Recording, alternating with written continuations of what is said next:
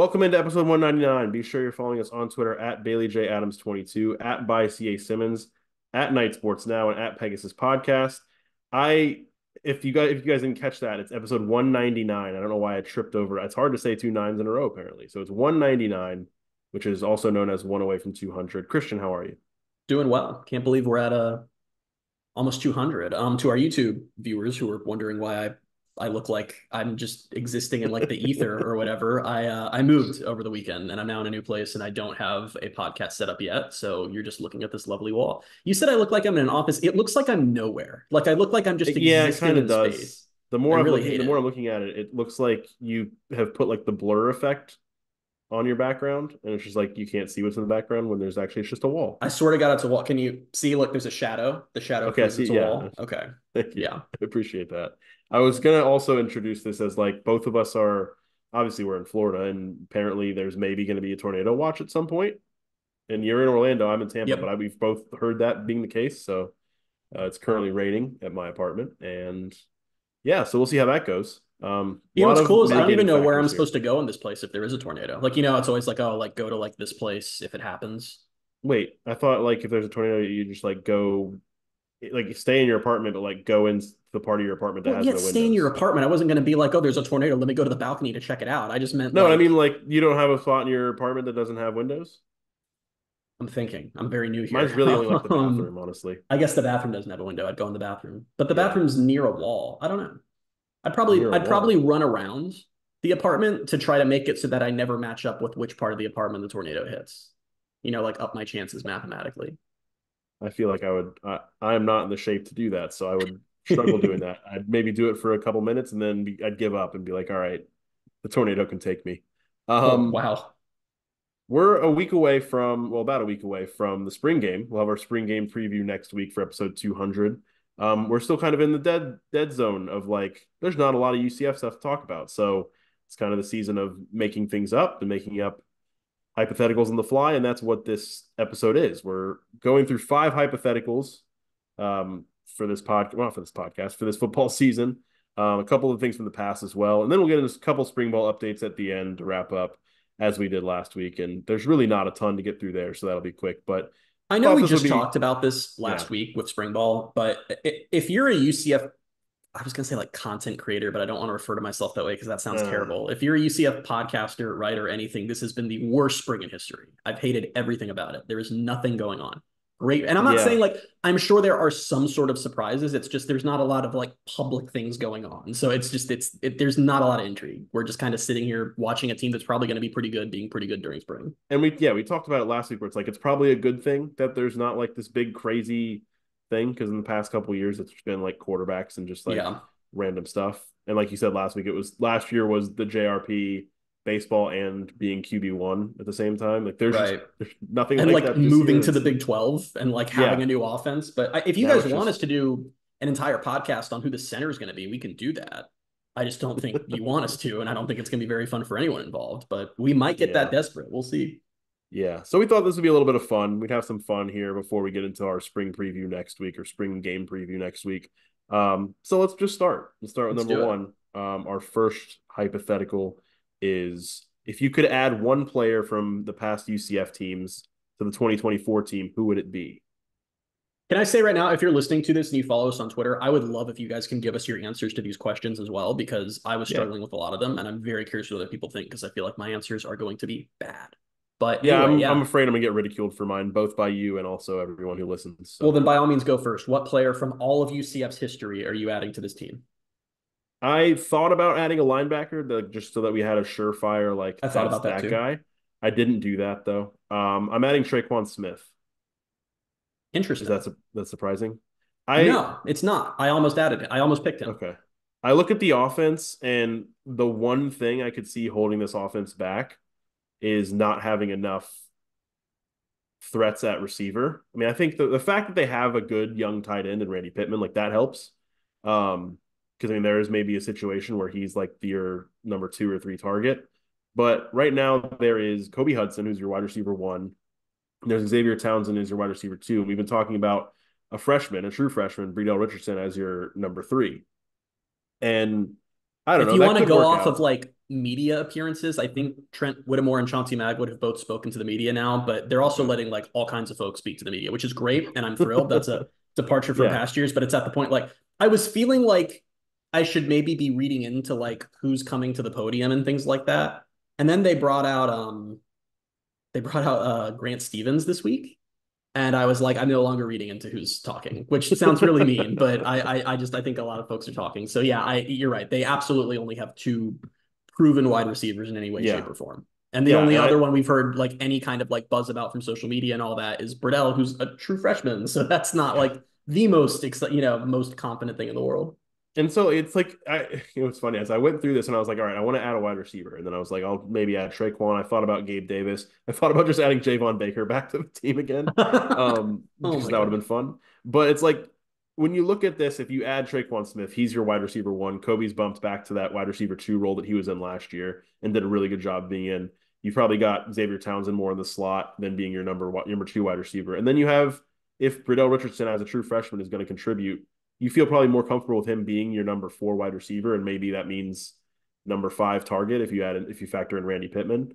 And I don't know, it's just the idea, and the reason I almost thought about Javon was just because I looked at Traquan's stats throughout his time at UCF, and I'm thinking like this guy was just a monster deep threat, and so is Kobe. And it would be like, and that's kind of what Javon, a lot of it last year was like his Yeah. yards per catch was crazy. So it's like basically adding in, another really good deep threat that KJ can get the ball to. You look at like some of the things that he had a 3-year career. He averaged 13.9 yards per catch as a freshman and had 724 yards. The next year was 15 yards per catch and 853 yards. And then that 2017 season, obviously the offense was very, very good. And he had almost 1,200 yards, almost 20 yards per catch, and caught 13 touchdowns. So it's like Wasn't he like AAC freshman of the year for like an he 0 and might have, 12 team, I think he might have been, or he which might have is been like hilarious first to team think all about. AAC or something like that. Yeah, I You know how think he good you have to was be awarded by your conference when you played for a team that did not win a single game? really good. Yeah. And so I don't know. I think it's you add in a true, I don't want to say true because I don't want to say Kobe's not a true number one, but it's like a guy of Traquan's caliber. And I think people kind of forget, and I think I've fallen victim to this a couple times too, just how good he was at UCF because Gabe's been more successful in the NFL and than Traquan has. And people have just kind of, I think, and it was the same thing with like Brandon Marshall. A lot of people talk about Brandon Marshall. It's like he had a really, Mhm. really good NFL career. He had a good college career, but it wasn't Yeah. like to that same level. Traquan, adding him to this offense would make me feel like this offense can go out and score 30 to 35 points a game. Because I mean, So they've you got a good think run game. so you think They've Gabe got, Davis was Traquan Smith was better at UCF than Gabe Davis was? I think so. Okay. Is that not true? That's great podcasting. I asked you a question, you said yeah, and I'm like, okay, sounds good. I don't know. I honestly I struggle with that one because I went through the same rabbit hole you did for mine. So I was thinking about this and looking at their stats, and it was so weird because like it's hard to ignore Gabe's 2019 season. I mean, he caught 72 balls for 1,200 yards and 12 Mm, touchdowns. Like and he just had some amazing moments. But I just remember Traquan. Maybe it's just anecdotal, but he just felt more dominant. It felt like there were a lot of AAC opponents where it was just like they just didn't have an answer. He was just going to be streaking downfield alone a lot of the time. yeah. And he was I huge. looking at this now, I don't remember. He had a rushing touchdown in 2017. No recollection of that, but I'm gonna okay. I'm gonna find out as you talk. I'm gonna find out who that was against and see if I can remember that happening because I don't remember it happening at all. Traquan Smith, was it? Yeah, I don't know. Couldn't tell you. Um, You know who it was against? who? Cincinnati in the game that got Oh, called I after three do. It was like a quarters. red zone touchdown. I actually do remember this. I Yeah, I mean absolutely he do only remember had like this. 23 rushing yards on the year, but Yeah, that's no, I funny. absolutely do remember that. How funny. Yeah. I think So it yeah, no, was, yeah, okay. I think the offensive line's good, or should be good, I think. And I Yep. think, I mean, we know what you have in KJ, you know what you have in RJ Harvey in the backfield. So it's like adding in one like premium wide receiver to that room, I think would be a big help. And Traquan feels like a good one. Like the What? term premium wide receiver. I don't know. Yeah. Just makes me think of like a subscription to the kingdom or something. It's like you can have a regular wide receiver or a premium wide receiver. Um, Um, who'd you pick? well, this is why hypothetical podcasts with being fun because I went along the same thought process that you did. If I looked at the team and I was like, okay, where do they have a need? It's like wide receiver, a third wide receiver feels like one of those few needs that makes sense. I thought about that and I was like, Gabe Davis would make sense. I would love to have Gabe Davis on this team. Then I thought about the question and got in my own head and I was like, well, hold on a minute. It says I can have any UCF player from any past team. So I'm going to take Dante Culpepper and KJ can sit on the bench all year. Okay. Let Gus and Dante Culpepper cook, which is terrible podcasting because it means we'll talk about this team in no way. But this is one of those ones that we've talked about a lot that I feel like what's very stupid is there are like three, maybe even four different UCF quarterbacks where we've had the conversation of, man, could you imagine if they matched up with Gus and just none of them matched up with Gus, whether it's Dario Mack or Dante or Milton even. And I just, I don't know. This is going back on literally last week when I said Milton was the best player in program history. And now I'm like, give Gus Dante. But I'm just thinking about this exact team and everything we know right now, but instead of KJ, it's Dante. And I'm like, hell yeah, that they would win the Big 12. I'd feel great about that.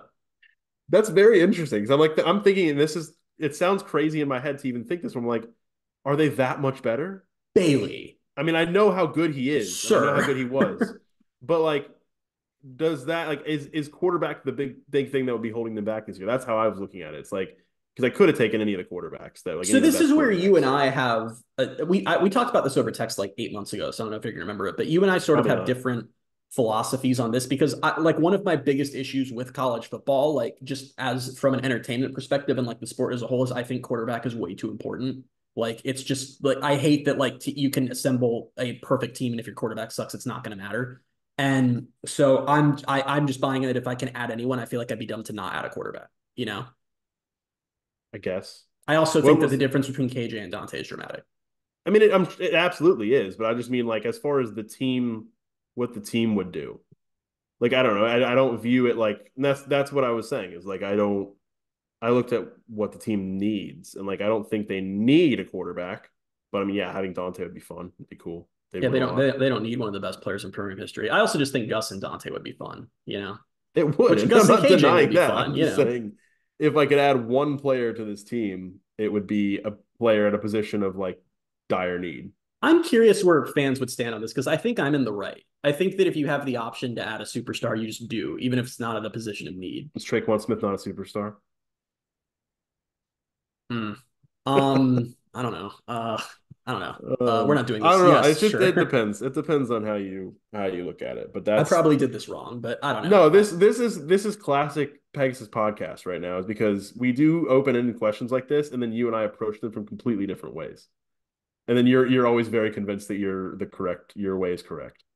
Because I get what you're saying at face value. I get the idea of they are already this team with a good quarterback, a potentially very good quarterback. So what would the difference be between having a good quarterback and having an elite quarterback? And I don't know, because they're also similar styles of play, all of that. But I don't know. I just feel like I can't even articulate it. So maybe I'm losing. But I feel like intangibly Dante would just make them a lot better because he's better. He'd make plays that KJ wouldn't. This is why it's fun though, because like I'm thinking about it and I'm like, all right, say they go like, are they maybe they're a 9-3 team with KJ? Are they an 11-1 team with Dante? Or are they 10-2? My absolute toxic, like I said, I know maybe I overvalue quarterback, but I think they'd go like 11-1 if it was this exact team with Dante. It's Dante Culpepper. I think we both did this wrong. I think we both are stupid. We should have done somebody on the defense. We should have probably just done a linebacker. I was gonna do Shaquem for a little bit, and then I thought about it, but then I was like, they need more like linebackers. Okay, so we just did the exact same thought processes on both of these. That's funny. I was like, I feel like it'd be a boring answer, but I was thinking maybe like Titus Davis, like he was like. I was thinking about like Tatum Bethune, which just felt stupid. Yeah, but so I was like, well, that's not as fun. And so, but I just couldn't fathom like whatever reality this is, where like some wizard or something is like, I'm giving you the power to add one player from all of UCF history to this team, and I'm like Tatum Bethune. Like it just seems like such a bad answer. It's a practical answer, though. It is a practical answer. I also thought about a kicker. I thought about I knew Matt Wright. I was wondering if you were going to say Matt Wright when you were like, here's how I thought about this. And I was like, oh no. But it's funny you said the thing about the Wizard, because I came up with this idea for this podcast thinking like trying to figure out what we could do. And I was like, if I had like 3 wishes, like for UC, I was thinking that was the kind of where this came from, where it was like maybe like doing a podcast where it's like, if we had 3 wishes for the season, what they would be. And I was like, well, we would just wish. We'd have to put too many parameters on it. Cause like we would just wish for them to win every game. So it was like, can you do like you can have 3 wishes, but you can't wish for certain results, or like that's how we got here. I have another question regarding this wizard. So when this happens and he gives me this deal, and I say Dante Culpepper, and Dante Culpepper appears now is on the team. Does the world find that weird? Like, are people like, what, this doesn't make sense? Or is it just like everyone just, it naturally makes sense that Dante Culpepper is now a college kid again and is on I UCF? think it naturally makes sense. The It's way just I like thought no you were one going to answer questions that it. question, or answer, I thought the way I thought you were going to ask is when this wizard comes and you say Dante Culpepper, if Dante Culpepper, the college player, shows up, or if like Dante Culpepper now, like is the quarterback that you get. Okay, well I then I'm thought that's not. how you, I thought Then that's what I'm you were going to definitely ask me. picking Traquan if we're Yeah. going by that. Um. Okay, so that we're already like this is already going to be a chaotic podcast. I can tell. It's going to be Um. worse because I already, for literally the very next hypothetical, I already have questions I need to ask you about it. So Okay. Next hypothetical is if you could reverse one result from 2023, what would it be? okay, important First question question. that's going to Okay. dramatically alter what game I pick. Is it like I alter the result and then things play out exactly the same, or it's like butterfly effect where this result is different, so now the rest of the season can play out differently due to this result being No, different? it's, no, the result itself. You change basically either way. They finish with 7 wins rather than 6. So everything else is exactly the same. It's just this Yes, one game I'm changing. See, I yes. don't You're like that flipping a result. Well, you're. because Well, I mean, because there's a flow to a season. Like I don't know, like if they blow that lead against if they don't blow that lead against Baylor, do you think they still lose their next four? who'd they lose? They lost to I think they still lose to Kansas. Who'd they play after Kansas? They played Oklahoma? Yeah, Oklahoma. Oklahoma. They probably still. Yeah, I don't know. They might still lose four Okay, in a but row. say like let's talk about a past season. Like say that I alter the Louisville game in 2021 so that they win, and that means Dylan Gabriel never had to be on the field in that final play, and he's not hurt. How can you say it doesn't alter the rest of the season? I don't know. Okay, it's so we're sticking with it's everything's the Yeah, same. it's Okay, yeah, it's just okay, I thought of this at like just the very basic like they win one more game, we're not changing the entire season because if they change the okay. entire season, we'd have a different conversation. That's all right. Weird how Dylan Gabriel broke his collarbone on the bench, but whatever. I guess that's just how things work in this world. But Here's how, okay, here's all right. how it works. He somehow broke his collarbone in a different way in that game, but they won. It's like in those TV shows where it's like the universe always wants to wants to correct itself. Like whatever you change. What was the? Yeah, I was getting so in the weeds. Did you ever watch Lost when no. you were younger? If anyone has listened and watched Lost, I haven't watched it in many years, but I think that was a plot device that like no matter what you try to do, it's always going to happen. But anyway, all that All being right. said, should I go first? Should I say my game? Yes, you should go first this time. I am changing, and I surprised myself here. I'm changing the Oklahoma game. I want them to win the I Oklahoma game. So did I. I had the same one. Really, I was Yeah. convinced we were both going to do Baylor, I but those were the two I was choosing between. and But part of me thinks I'm a lunatic for sticking with allowing that. Like I have the choice of stopping that Baylor game from occurring and letting it happen anyway. But I just think that it would have been such a statement for both the Big 12 and for UCF to beat Oklahoma in that game and to have one of the new four beat one of the legacy teams who are leaving, and also just what it would mean for like the idea of UCF beating Dylan Gabriel and just it would be one of those games we talk about forever, which I don't know if we would have talked about the Baylor game that way. Like we're going to talk about the Baylor game forever now, but if yeah. they'd won it, I don't know if we really would have. Whereas going and beating Oklahoma in your first Big 12 season, plus if everything else is the same, combining that with then the Oklahoma State win a few weeks later, I feel like it just would have, even though it's one game, totally altered the way we view the season just because it would have been these like two marquee signature moments.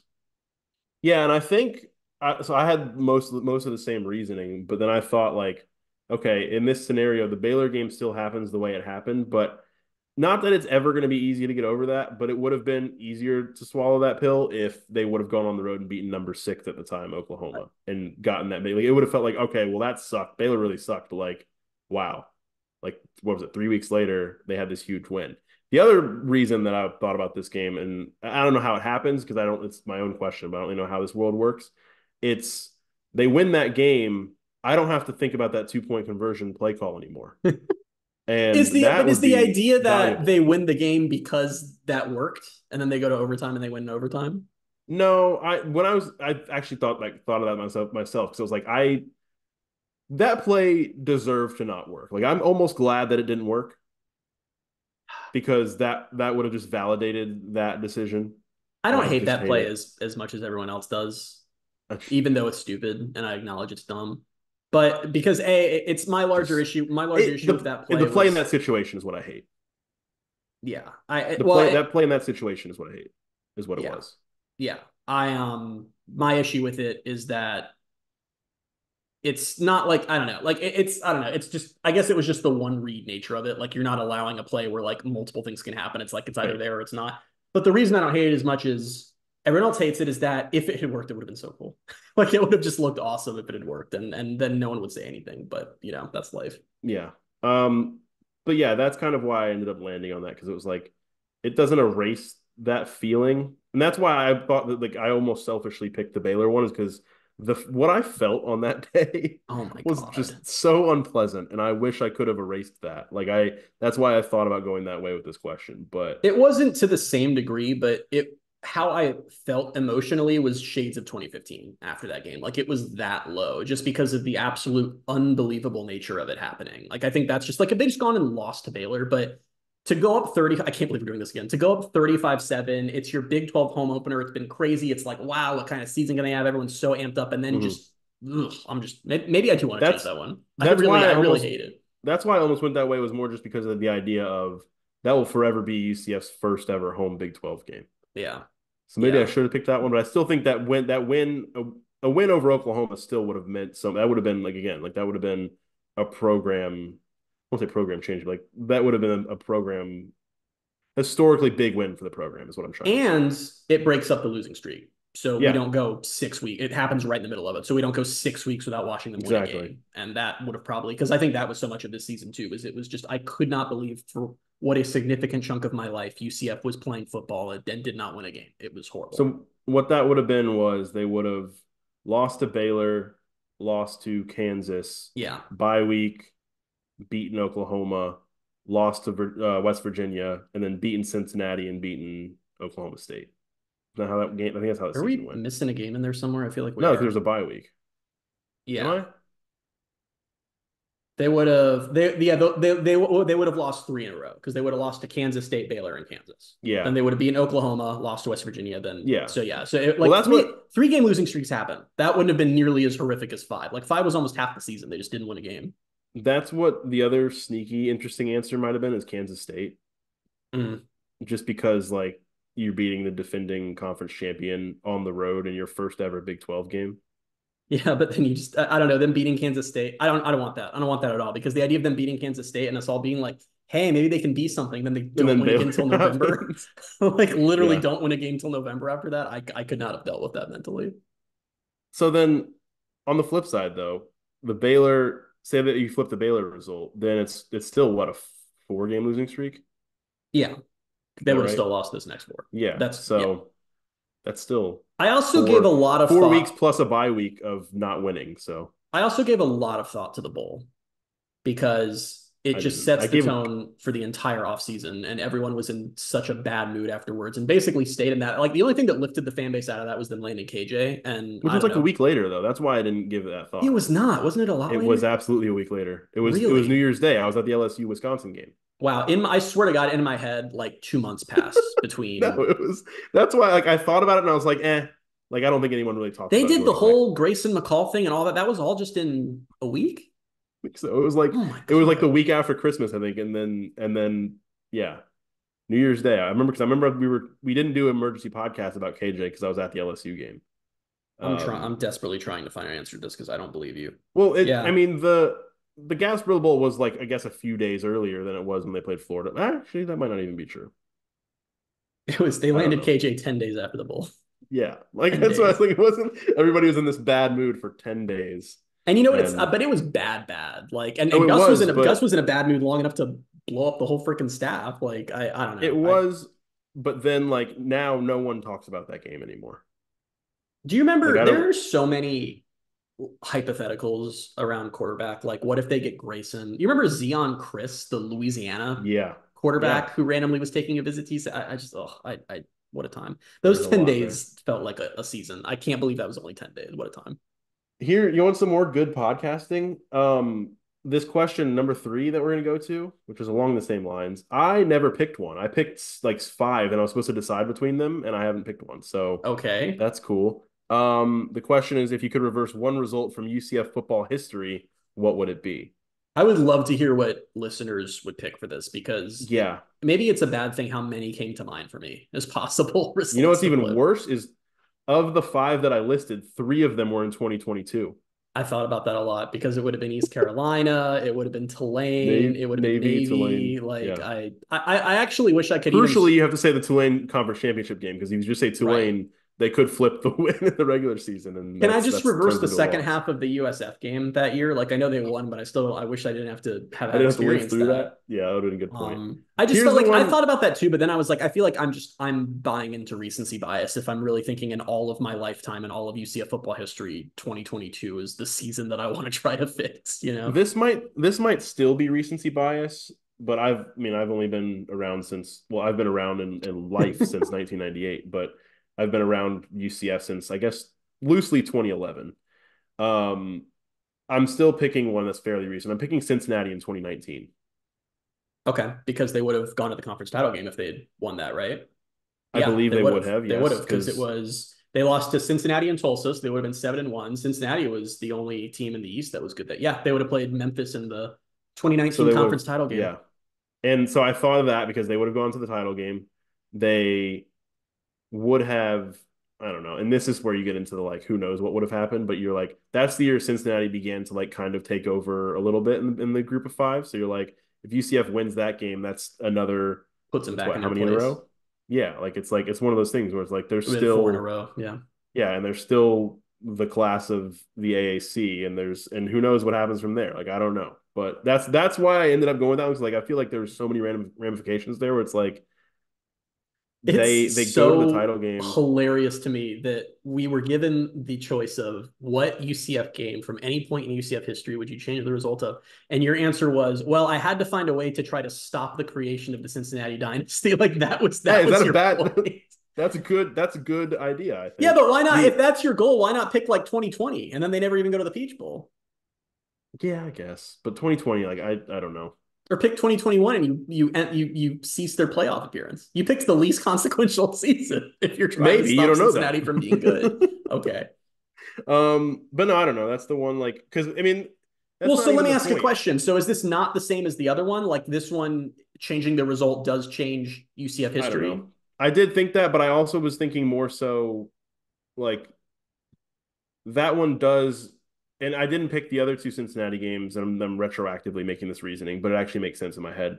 Is I didn't pick the other two Cincinnati games in 2020 or 2021 because while that might have had more of an impact on Cincinnati and bringing them down, it wouldn't have had as much of an impact on UCF. Like this one still might Right. have had an impact on Cincinnati, but UCF directly, like it would directly affect them in that they would have gone to the conference title game for the third year in a row. Right. And I'm having a Let me hard just time say for like this one, you have to operate under the assumption that like this it rewrites history. Like whatever game you changed, then like things would have been different. yeah, Obviously, yeah, yeah, but I mean, you never know. Like that's the thing is, you never know about 2020 and 2021. Like, right. who knows what happens after that? But it's more so, yeah. They beat Cincinnati. You know what you're Because I just stopping remember is what? Chris Vanini wrote a column a couple of years ago about how the rise of the AAC can really be traced to 2019 because it was when Yeah, UCF, it was just UCF at that point who'd become a brand. And then Cincy beat UCF and it was a huge deal. Then Memphis beat Cincy. And that was like the start of like, oh, this conference is good. So like what you're really hmm stopping is the AAC becoming considered good. good. That no, but that's what it is. It's like I remember again. That's another one of feeling. I remember how like devastated I was when they lost that game. I was in such a bad mood. Yeah, And I it was remember how awful. big of a deal it was for like just yeah, for that narrative, but also just how big of a deal it was and how annoying it was for Cincinnati fans. And how it That became all was about Nippert, how it became like all the narratives about Sauce Gardner as a freshman, like just all that stuff that they like. I feel like they reference that game more than they do the other times they beat UCF. that game without question was what took UCF Cincinnati from like, yeah, we're starting to not like each other to like, oh, this is a rivalry now. It was very much that game because they were super obnoxious about winning it, which, you know, as UCF fans would have been up and UCF Oh fans yeah, were really pissed about how, and it created, and the players, like, it just, that was when like bad blood started forming on both sides, you know? yeah. So I feel pretty justified in taking that one. I Okay. don't know. Okay. I had other ones, and we already mentioned a few of them, but I have one more that I was curious about. But let's I have a hear quick yours. question. Yeah. Am I allowed to pick any game regardless of how nonsensical it is? Like, does it have to be a game that they closely lost, or could I just randomly be like, yeah, I wish they'd beaten like Purdue the year that they killed them in 1998 or whatever? You can do that if you want. It's Okay. you're I'm just not changing the going to. I was result. just asking. Okay. But anyway, I picked the Did you have Fiesta. one in mind when you asked that question? No. Oh, Um, okay. I was thinking Did about it you? earlier today and I forgot to ask you for clarification, so I figured I wouldn't Okay. know even though I'd already picked. I picked the Fiesta Bowl at the end of the 2018 season. I That was the think other one I that had on my list. I think that there is a case to be made in two ways. Even if you say that you don't think it really changes anything, just the sheer legacy and monumental stamp in college football history of the accomplishment of back-to-back undefeated seasons, which is a thing that Mm-hmm. has happened so very rarely, I think would have just been insane for, even if nothing else changes, just for how we remember UCF and the brand and everything else. I think that especially with the story of the idea of Milton going down and them not losing a game after losing him, winning the conference title, winning the Mm-hmm. Fiesta Bowl. It's just, and you know, and to be honest, I say, even if nothing else changes, I think it does change things. I think that the power, as we saw both in 2013 and 2017, of winning a major bowl game is huge, and the power of an undefeated season is so huge for your brand too. And just to continue that, to go a whole second offseason into 2019 of all UCF talk, I would have been so curious to see what UCF would have done title claiming wise Mm. if they'd won that game. And like even little things like, so assume everything else happens the same, presumably, like even if they still go lose to Pitt the next year, that takes their 25 game win streak to a 29 game win streak. Their 25 game win streak in real life, that's the 21st longest streak in history. 29 would have been the ninth longest streak in history. Like it's just, Yeah. it's one game and really a one touchdown loss, but you win that. And I think your program standing and your brand and everything, both short term and long term, is just really different. It was a huge game. That's the right answer. Is it? Yeah, I think it is. Cool. Because I mean, that's the first one that came to mind for me.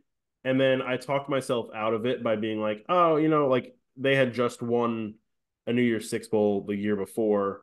But like, I don't know, that was a dumb way to talk myself out of it. Because when you said, and I didn't even give this a thought, which is stupid, but when you said they would have gone back to back undefeated seasons, I was like, okay, yeah, so that's the right answer then. Yeah, Because yeah, that would have been insane. Plus, you added the fact that you said 29 game win streak instead of 25. Like it, I don't know. That one's probably the right answer. I just am probably. curious, like I wonder if it's not the right answer. No, I think it's the right answer. But I wonder if it's not, like if you do Cincy in 2019, UCF goes to the conference title game. That creates a new game. So it's not like we're changing another result. It's like, do they win that game and then make a third straight New Year's Six Bowl? Boise State would have made it that year. They were the runner up for it. They went 12 and Were 1. they? I Yeah. know 12-1. So Yeah. UCF would have been UCF would have been, they would have still 10 lost to and Pitt and still lost to Tulsa. So it would have been 11 and 2 UCF mm, versus, I mean, maybe, but they've never operated that. I mean, look at this year. Liberty played one of the worst schedules in the country and they so put them in bad. over SMU because they were undefeated. Okay. Well then 100% LSU is the right answer. Um I don't know. I just because that one, like, I think I would go into that game, and I guess this is also changing, like, rewriting history in my brain because there was a point in that game. I think it was when they went up, what, 14? Was it 14-0 or 14-7? In which game? The LSU game. 14 nothing. They were at 14 Yeah, nothing. when they were at that point, I was like, they might win this game. But I think going into that game, I I thought did they were not going to expect kill them to them. win.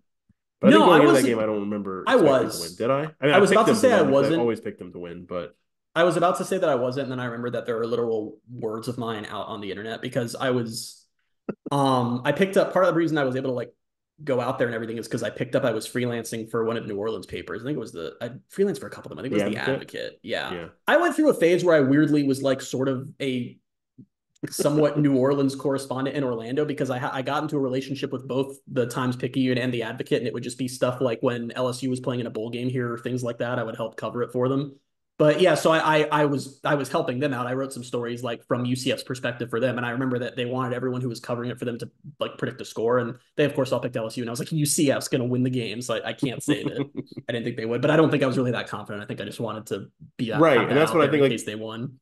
I think we all did for Night Sports Now. I think we all put our predictions out there. I think it was all of us picked UCF, but I Yeah. remember going into that thinking like, I don't know about this, But but they went up 14 nothing, and I very clearly remember thinking, oh, we're gonna blow them out. Like I consciously remember having the thought of like, oh, it's not even gonna be close. And then and honestly, you can argue that the whole Burrow hit and everything there. I think that changed the game entirely. It sounds crazy, but I swear to God, this isn't just a UCF fan thing. I know some national folks who watch the game have said it before too. If that hit doesn't happen in that whole sequence, I honestly think UCF wins the game. Hold It on? was because it was the penalty. It wasn't Yeah, the it wasn't the hit. hit Yeah, exactly. It it was was it the was Nate Evans, I penalty. think. Wait, Yeah. actually, now Hold No, on, no, no. hold I on, have this hold on, totally hold on. There was wrong. a Hold different on. penalty. It was a different Yes, penalty. there It was a extended an Randy LSU Charlton drive. penalty that on it Yes. was on a key third down. They stopped Yep. LSU were going to get the ball back, and then it was roughing the. I don't remember what it was. It was some kind of Something, yeah. penalty that gave them a first down, and they went and scored. It I'm was glad we an both got unsportsmanlike, there. yeah, it was an unsportsmanlike conduct penalty that didn't need to happen. That happened. I think there would have been a stop for UCF. I mean, they could have gotten the ball and gone up 21-0. Yeah, And yeah. UCF famously never blows big leads, but But I'm glad we both got there. That would have been bad if we hadn't yeah, remembered that we were talking. You're yeah. right. It wasn't the Burrow hit at all. It was that if the Burrow hit doesn't happen, Joe Burrow doesn't win the Heisman next year. That's the difference there, obviously.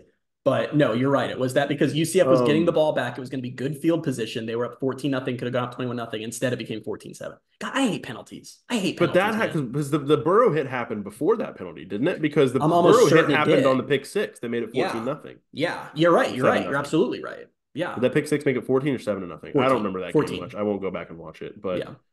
yeah. So that happened, and then I think it was the next drive. Must have been the next drive, right?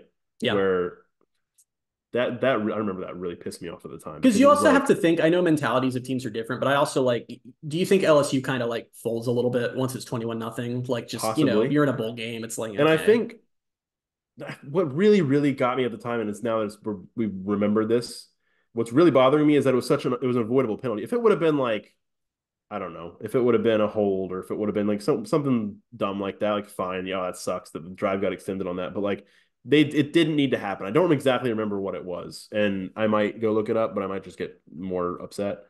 But it was just a By the way, needless we were penalty. wrong the entire time. They were never up 14-0. They were up 14-3 because LSU hit the field goal on 14-3. that first drive. You're right. Even still, if they go up 21-3 and they get that stop and go up 21-3. So it was on 3rd and 12 at the UCF 47. Kyle Gibson sacked Joe Burrow for a 6-yard loss. And then after the play, Randy Charlton was hit with an unsportsmanlike conduct that made it a LSU first down. And then LSU went and scored a touchdown to make it 14-10. And then they took control from there. Yeah. So that's, yeah. Do you remember who was it? What must have been Gabe, right? No, who was it? Who caught the big touchdown right before halftime? Gabe. Was it Gabe? Okay, yeah. Also, one of the other things that we don't remember much from that game was Gabe did not have a good game. There were 2 different throws by Daryl Mack that were right into his hands that he dropped, and one of them would have been a touchdown. Yeah. It was like the worst possible time to. There's a lot of that game I hate, and that's why I'm flipping it with my pick, is so that it can be a happy memory instead. It's the right answer. All right, let's move on to our fourth hypothetical, which would be if UCF football let you make one non-uniform related decision this season, what would it be? And I just like UCF football like the entity. Like it doesn't have to be. It's not really necessarily like and it can be an on-field thing, but it can be like mine's more of a fan experience thing. As what I'll just tease that. See. But I didn't even know you were thinking of it as fan experience because we put no additional context on this. It was just all I saw was non-uniform and got mad at you because I wanted to do a uniform one, which we're doing after this. But yeah, I don't know. This could go in a lot of ways. Why don't you go first? Because I'm curious what you're gonna pick. UCF football is letting you have one decision for this season. It can be anything in the world. What are you picking? Again, this is probably the wrong answer. It's probably a very narrow-minded answer. It's just a thing that I've wanted to happen that we've talked about on the podcast before, and it's a fan-related thing. UCF's doing whiteouts for day games, blackouts for night games. Yes, that's a great answer, and I love it. You're absolutely right. We've been on this for years. Yes, for literally years. It sets into motion like that would just become if I made that decision for this year, you would think, oh wow, it actually people will be like, okay, that kind of works. Like it makes sense. It's easy to remember. It's not this like the moat thing or the chainmail thing they try to do. Like they don't have to get crazy with it. Which, to be fair, they haven't tried any of that in like 5 years at this point. No, but even still, like lately, like they haven't tried that. But lately, it's been they set them before the season. And it's like wear white for this game or like wear black for this game, and then it ends up being like a noon or 3:30 kickoff, and you're like, it's also just always, yeah, it's whatever. It's true they do set them before the season, and you never know. I agree with you wholeheartedly. They just need to. I don't know why they won't do this. Just white for day games, black for night games. I'll die on that hill. I'll say it every year. I don't think that's an unpopular opinion because I also think, the whiteout with Baylor this year looked very, very cool. Like actually seeing a full-on whiteout in the stadium was awesome. And I think just having that become a thing, because they're like, we talk about the schools that do the patterns, and I know UCF and many other schools would really like to become that, but I just think that's very difficult to pull off. There are very few schools that have any kind of uniformity, and if UCF could even become one of the schools where it's just a solid color for every home game, that in its own is going to look awesome. And the easiest way, because the fans have shown they can do one color. Every time they've been asked to, they have. Unless it's gold. They probably couldn't do that. So just tell them day games white, night games black, End of the conversation. We're done. And then I will say the one caveat for the space game, still wear space related stuff. Like Sure, that of can make the course, of game. It's like, course. Yeah. yeah. But it just, I feel like it makes so much sense. The reason I say it's probably not the right answer is like there's probably a better, more important decision that I could have made here. Like the one I'm going to make. Okay, let's hear it. All right, my decision that can't be a uniform decision that I'm making for UCF football in 2024 is Gus Malzahn has to give up play calling immediately. That's the other one that I was thinking of. I'm so glad you picked it because Right I was like, all right, now, well, today. when we started thinking about it, I was like, well, all right, like what would be like, I was like, what would be a football related one that I could do, like where it like actually it directly affects the on field. And I was like, yeah, it would just probably be Gus not calling the plays. And I want to clarify that I'm not in the camp of the people who are like, he doesn't like, he sucks at play calling. It's like he took over play calling at the end of the season and they went 3-1 after he did that. So I'm not arguing that he can't call plays. I While never had scoring the fewer issues. points per game. Whatever. But they cut down on penalties. And honestly, that was the big offense issue going into that stretch. But I'm not in the camp of I think he sucks at play calling or whatever. My issue, as we've talked about a million times, and I can't fathom why so many people are just waving their hand at this and saying, whatever, is he gave up play calling in 2022 or after 2022, excuse me, for a reason. The reason was not I'm bad at this. The reason was not the offense sucks. The reason was that he was overwhelmed. He could not find a balance between running an offense, game planning each week, and also dealing with the transfer portal, dealing with high school recruiting, dealing with NIL and boosters and everything that goes with that. And that's why this isn't a UCF thing. All across the country, many, many, many head coaches, most of the big time head coaches have now given up play calling. A lot of the ones who have historically, Ryan Day just went, and Ryan Day, how many Ohio State games have they won the last few years? Ryan Day's lost like three conference games in his whole tenure, and they're all Michigan. He just gave up play calling for one of the most electric offenses in all college football because it's just not tenable anymore. And my mega giant issue, and I get if you're Gus Malzahn, you're saying I got here based on my play calling. Like that's always been my thing. And my issue is that when he announced he was taking it back, and he's been asked about this specifically in press conferences since, and still has not had a reasonable or an answer that even makes sense. He was able to offer no explanation as to how all the problems from a year ago are now resolved. And the issue is there's no way for me to be proven right on this. It's not like there's going to be something where we go, oh, because you're not going to see these. It's going to be little things like he doesn't have the time or the energy to call a recruit, and that changes a recruiting battle. He doesn't have the time to go all in on this certain transfer player, or have the time to sit down with all the players on his roster and understand that someone might be leaning towards the portal, or have time to talk with a booster enough for them to feel comfortable giving money to either UCF or the Kingdom. There is only so much time in a day. So my question is, all the time, however many hours in a day he was devoting to all those things this past season, many, many hours out of every day during a game week now are going to have to go to him game planning and then calling the offense. So he's cutting back on these things that are incredibly important. And I hate that decision. And it is going to hurt UCF. It's just going to hurt UCF. And you can tell me I'm wrong in a year because there's not going to be a way to prove me right because we're not going to see it, but it is going to hurt UCF. Well, that's the funny thing is like when he's been asked about it, somebody asked him point blank. I don't remember who it was. It was Trace Trilco. Trace, yeah, I think Trace asked him, and his answer was more. It was along the lines like, "Oh, you learn, like things keep changing, and you kind of like just learn to adapt to it." The real answer is he just wanted to take play calling back, and I think part of it was the whole KJ thing. I think where like he wants to call plays for KJ, and that works. Which listen, that's exciting. The idea of Gus calling plays for KJ, but you can't have it both ways. You're giving up things. Like it'd be one thing if this was just a decision Gus had made, but this has been a college football wide trend that most major college football coaches at successful programs are doing right now. He just took it back because he wanted to. Yeah, felt like it. That's really what it is. Like, but like I said, but that's where it worries me because it's the first sign. Like Gus has seemed to always be very good about whatever college football stuff changes, which is a lot these days. He'll roll with it and keep going. He's not going to be like a Dabo, who's just going to dig his feet and be like, "Well, I'm not doing that." This was the first like old man yells at cloud type thing for Gus to basically say, well, play calling is what I'm good at. So even though college football is moving in the completely opposite direction and it no longer makes sense for a head coach to be doing that, I'm doing it anyway. That's when that's when alarm bells start. Yeah. Well, I think all head coaches are control freaks to an extent, but still. Yeah. No, I mean, it's a good answer. I think everything you just said, and then again, we've talked about it many times on the podcast about how I'd say I'm probably usually more skeptical or critical of his play calling than you are. So like, and when you add that in on my side, like, yeah, it makes it a decision I thought about making. But then I was just like, you know what? In 10 years, Gus might not be the head coach anymore, but in 10 years, we could still be doing white for day games and black for night games. So this is doing this now for the better of the long-term future. What a perfect way to justify that. just thought about it just now. So that works.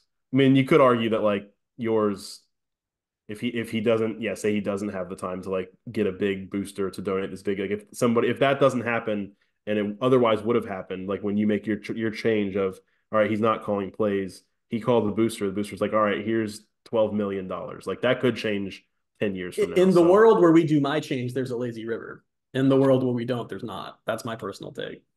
and then in the ideal world, there's a lazy river and people during a day game are walking by it wearing white shirts and jerseys. Good Lord. We're All painting a right. vision. The last thing here, and this is where I need to explain the story of how this went down. The last question is you can make one uniform related decision. UCF football lets you make one uniform related decision. What would it be? And I'm making these like I'm writing this list of these out to send to Christian.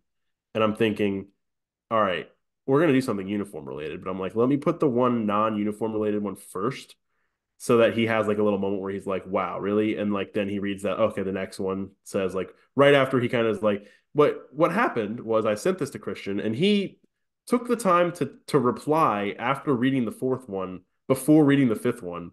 And Yeah. what did you say? You were like, I don't remember what you said, but you were very I was upset with upset. me. I should have probably finished the list before I got Yeah. mad. I said read the last one.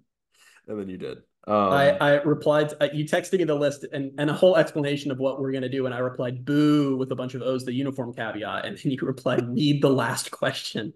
It reminded me of, did you ever have to do the thing when you were in like kindergarten or first grade? I remember this so vividly because I'm still so pissed about it. And this was shades of that, where we had an assignment where it was like the teacher gave us a paper and it was like, all right, follow the directions. And it was like step 1, draw a circle, like step 2, like draw a line through blah, blah. And then you get to the end and it's like step 25, don't do any of this. And I'm just sitting there like, God damn it. And as like, or it's like, yeah. What's it's something I got something similar to that where it was like maybe it was the last one, or maybe it was more like it was in the instructions. It was like write right. your name on the piece of paper and turn it in. And Yeah, so that's like it. if you read the Yeah. if you read the instructions, you wrote your name on the piece of paper, turned it in. Other people are just like doing the whole thing, and you can tell who didn't. That's Which so I was that so really is mad diabolical. because that happened. And afterwards, the teacher, I remember this so clearly. It was in first grade. Like, I remember where I was when this happened because it was so traumatizing. Is that afterwards, she was like, and that's why you always read all the directions. And I'm like, up until this point in my life, no one had ever told me that. Like, that's not like a skill you're It was just such born a knowing. it was such a diabolical way to explain like why it's important to read instructions. And it's Like, clearly a lesson that did not sink in since I read your list and got to number yeah, 4 and immediately texted you my annoyance before getting to number 5, which was literally a uniform specific one. So what can you it's do? right under it too. Like I sent it in a screenshot, and it's like it's right there. I had to go out of my way to not read it. Like the Yeah, easiest thing to you had do to would have like been to just swipe read out both. of the photo of the screenshot and text me, Yeah, and then you're like, oh, okay, there is one. So one uniform related decision.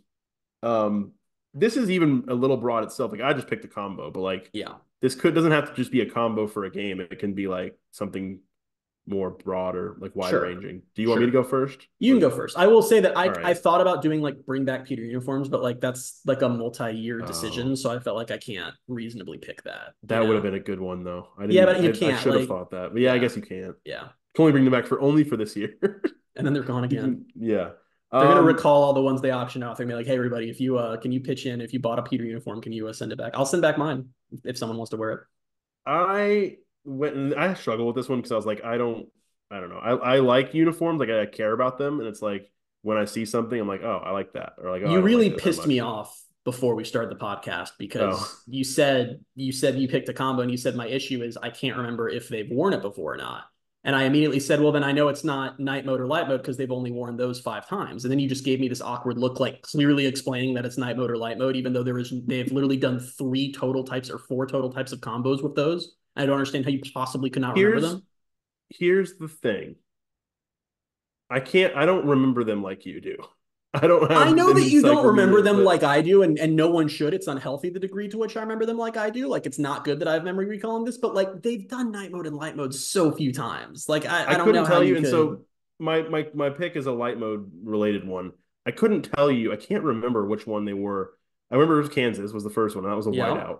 I can't remember the other light mode game. Was we that when were they at were the against game, Cincy? man. We were That was at the Cincy, game. and it was what I don't remember even remember the combo I now. The can't believe gold you don't remember it because I gold white wouldn't shut black. up about it going into that weekend. And then we up with Trace while we were up there. I had a whole argument with him about whether light mode is good or not. Then you and I, multiple times during the game, I kept explaining to you how I Oh thought it looked better when they were in the shadows versus in the sun. And you yeah. finally just stopped responding to me because I wouldn't shut up about it. So I'm amazed that you don't remember that that was the game. But they were gold helmets, light mode jerseys, black Right. pants for that game.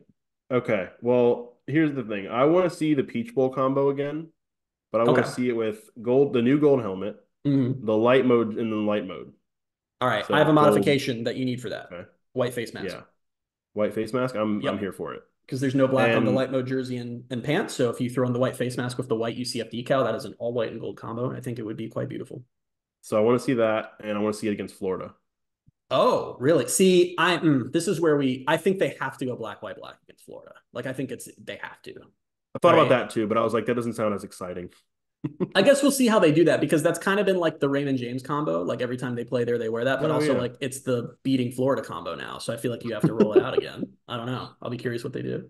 Yeah. And we haven't seen, correct me if I'm wrong, we haven't seen the Peach Bowl combo again since, right? Yep, they were against Boise this year. Did they? Yep. See, I don't remember that. And yet they did. I don't remember that, but But the only okay. difference was it was the white UCL, it was the white stack decal Yeah. versus the normal stack for the Peach Bowl. Yeah. But no, that was my decision. That's why, again, I was like, I think it would look good, but I was like, I wanted to think of something grander and more exciting, but I was like, I'll just, you know. So let's hear yours. Sure. I'm sure yours is better. It's one that I've been complaining about for like 5 years because I'm pissed they won't wear it. It's not even like a crazy one or anything like wild. It's just one that I personally really want to see. I want to see a blackout with the Pegasus uniforms, and I want the white stack UCF decal on the helmet. They last wore that against FAU in 2018. It was the cleanest looking UCF blackout ever. All black and white, just looked freaking awesome. I hate that we haven't seen it again since, and I really do think it's time. So my personal take on it is I say you wear it this year. I say you wear it for the Utah game, Thanksgiving weekend. I say you go the white UCF decal on the all blackout with the Pegasus jersey. It's going to match the numbers and everything. And I want to use the white face mask for it that they Oh, used on the okay. white helmets this year. All black and white with the white face mask. I think it would look incredible. I think it would be the best blackout. It's kind of like a reverse version of night mode, right? Like it's another blackout, but instead of all black and gold, it's all black and white. And I feel like having both of those in your arsenal is crazy. And I would love to see a version of that. I have a second I one too, like by it. the way, but Let's hear it. because I couldn't do just two. This one's not so much a specific combos. I just for the Colorado game, UCF needs to come up with the most obnoxiously black and gold thing they can. Like they That need was to another flex one. like That was we are another the one of the black and thoughts I gold had. team. Yeah. Like I don't know if it's the Kent State combo from this year because it's all black and gold, like the gold helmets and the night mode jersey, so it's gold numbers. Like Mhm. go as black and gold as physically possible. I don't They're want gonna like wear a gold trace pants of and black. white. They're Gold, gonna no, wear maybe not. gold helmets, Maybe gold not the pants, gold and pants. black jersey. That's what they're gonna do. Yeah.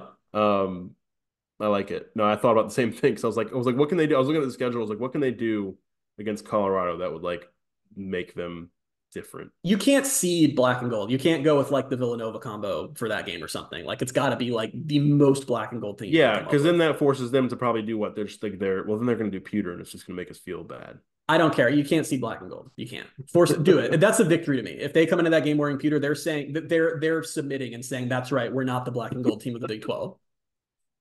Oh gosh, back when Terry said we're the only black and gold team in the Big 12 for a One year. of my favorite things to this day is when this Orlando Sentinel asked him for comment on that after I did not know. Colorado joined. The quote was, "I didn't know Colorado was going to join the Big 12." So Oh honest. gosh. All right. Well, this took longer than I thought it was, so we're kind of running short on time. You know the funniest thing now is going to be when the ACC collapses and Wake Forest joins the Big 12, right? And now we're up to three Yeah, black and gold teams in one conference. that would be good. We're running a little short on time, so we'll get really quickly through the spring ball stuff. They had their Oh first yeah, scrimmage forgot we were last going to do that. Saturday. I would have shut up earlier. Yeah, Sorry. it's fine. They had their first scrimmage last Saturday. Gus said it was around 100 plays. Every quarterback went live except for KJ, which feels pretty standard. Yep. He was like very adamant about pushing the narrative that the run defense was so good and that they really just disrupted our run game. And I felt like he was overcompensating a little bit for how bad it was last year, where it's like he wanted to get across from scrimmage one, like we fixed it. And I don't Then know. Ted Roof spoke either today or yesterday and discussed being unhappy with the run defense, I believe. So that Wouldn't tracks that surprise was me. another sort of the thing we've learned about Gus as as you get to know how a coach talks over a few years is that he's crafting narratives. He always is with his And pressers. we've also learned that I think we learned it last year that he doesn't.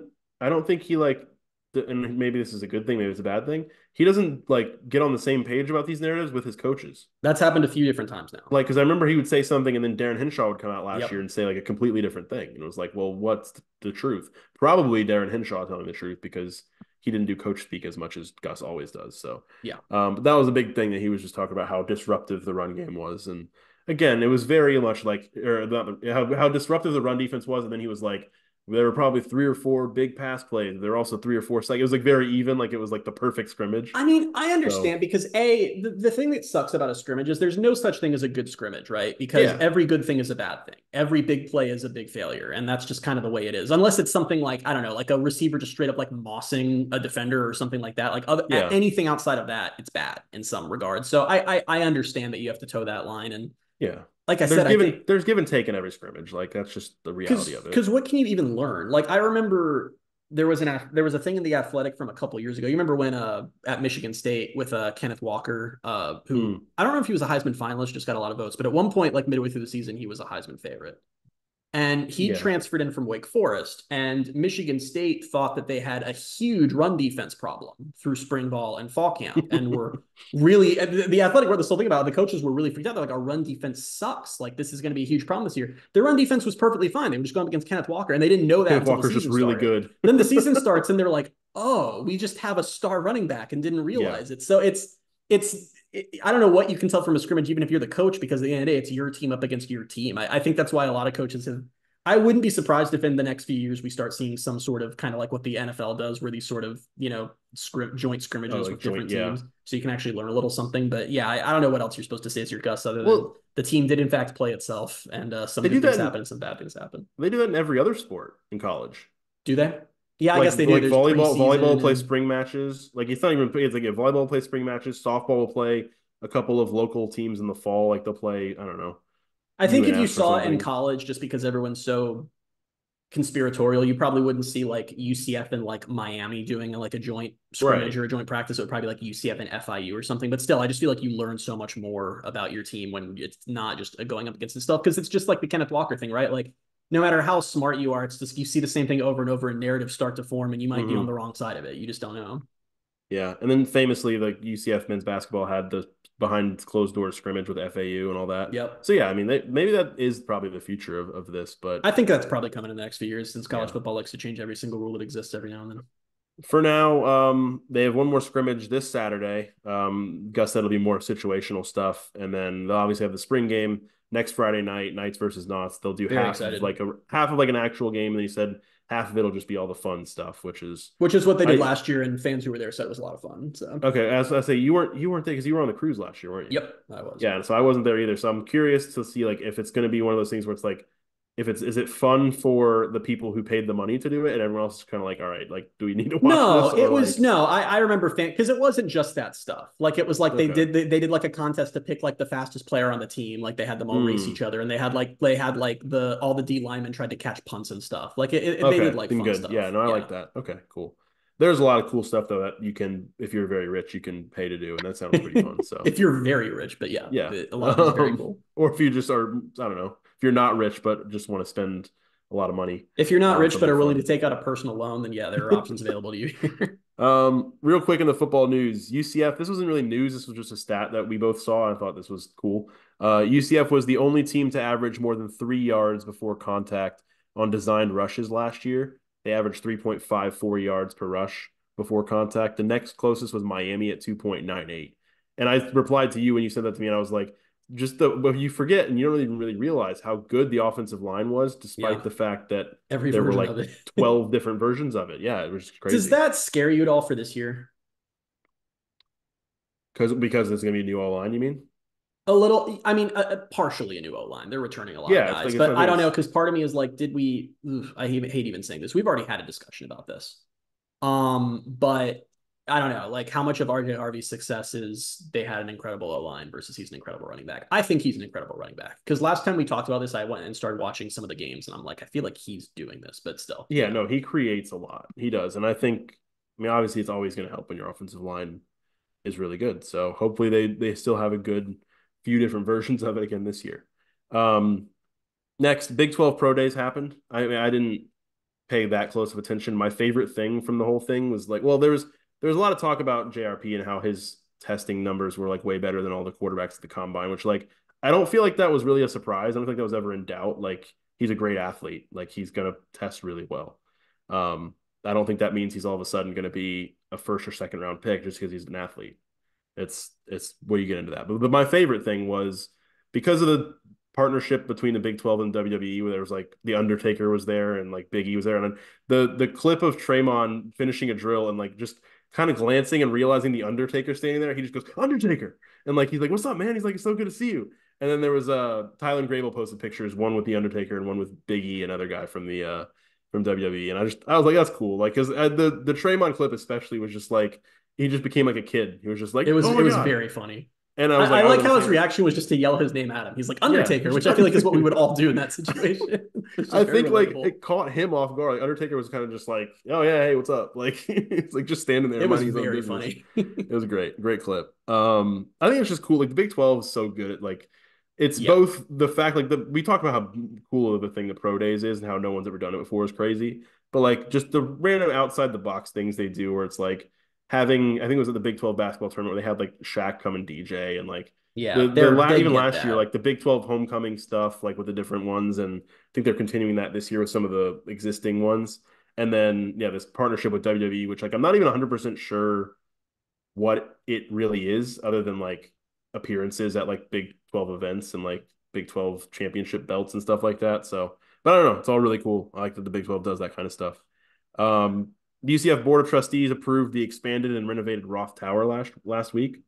So we got a couple more. Were those renderings new? They looked a little bit new, right? Those images. You look Yeah, confused. I'm sorry. While we're talking, The Athletic has a story that college presidents and top executives, I swear to God, I'm reading this headline from The Athletic, have devised a college football super league to Oh, transform great. college football as they believe the current system is doomed. The model would be about 80 schools. Players would be directly paid, and there would be a promotion and relegation model. So, okay.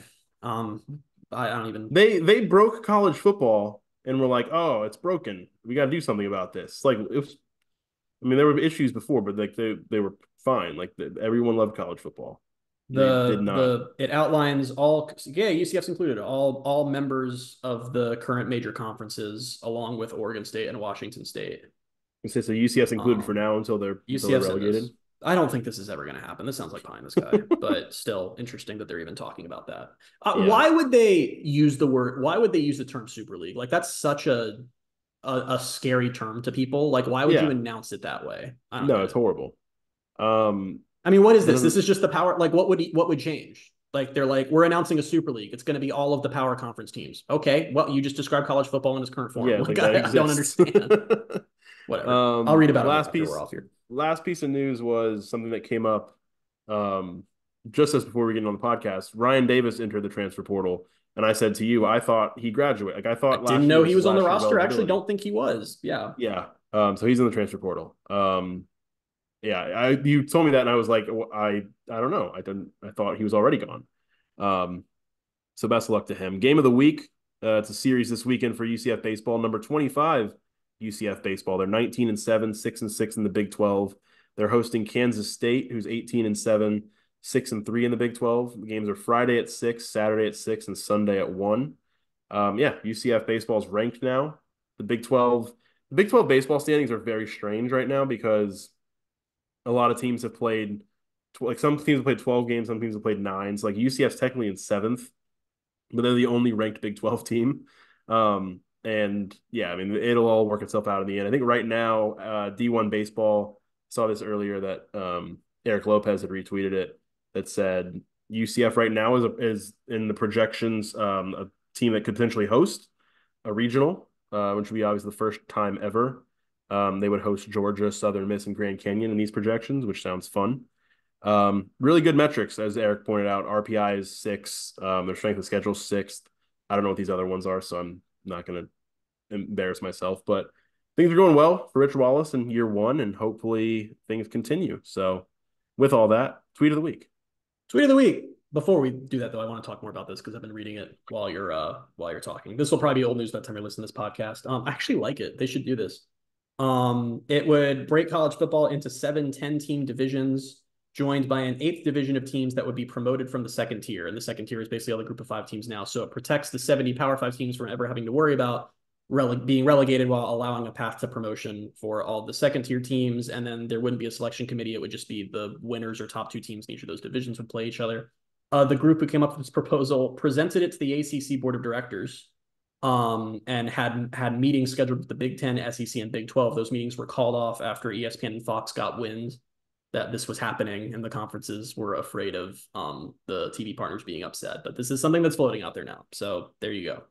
So I like it, but I don't think it'll ever happen. Like, I don't. Why would it sounds they too all agree reasonable to this? happen? Yeah. Well, that they're kind of trying to toe the line because they're basically saying it'll reorganize college. The two who would never agree to is why would the SEC and Big Ten ever do that? That's what I was gonna say. Yeah, that's why I don't think it'll happen. It's like why what do they have to gain from doing this other than being reasonable and helping the sport itself? Like if you're They don't care about the UCF sport. and you're like, let's do a 10-team league where it's more regional teams and automatic playoff access and the group of 5 teams get the chance to be promoted and it's all even, like, yeah, that sounds great. It just, like I said, that's pie in the sky. It's so interesting to me it even got to the point that it was presented to conferences. But Yeah. Either way, that don't think that's coming because it's not.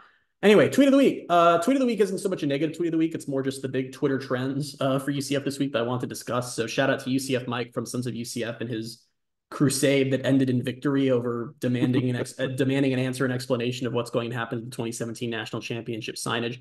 It was quite a journey. Both a UCF assistant AD and Jimmy Skiles got involved in the mentions before Terry Mahajer himself emerged after like a couple days to reply, Mike, dude, of course it will, but this time we'll have room to add more natties, ...